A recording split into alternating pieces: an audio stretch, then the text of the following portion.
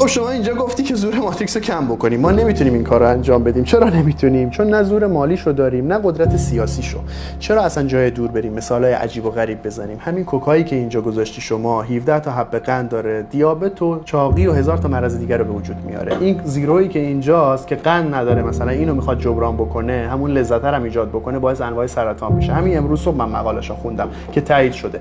اینا رو میتونی حذف کنی. اصلا زورت به اینا رسید. شرکت‌های داروسازی و بیمه‌ای که وابسته به اینا مثل زنجیره به اینا وصلن رو چیکار می‌کنی؟ این قراره بیمارت بکنه، اونا قراره درمان بهت بدن و تو رو بیمه بکنن که به بیماری اگر مبتلا شدی من خرجتو میدم، نگران نباش. تو مصرف کننده میشی، هر ماه هم پولی که با کارمندی و هزار تا زحمت به دست آوردی باید به اینا بدی، چون ذهن رو اینا شناختن که در لحظه دوست داره بمونه و میگه آقا چرا بری باشگاه، دوپامینو بعد یه ساعت عرق کردن ترشح بکنی، همینو بخور در لحظه لذتشو ببر. حالا اینا مثالای خیلی ساده‌ایه، خیلی چیزای دیگه است که بازوهای مختلفن و همین کارو با زندگی تو میکنن.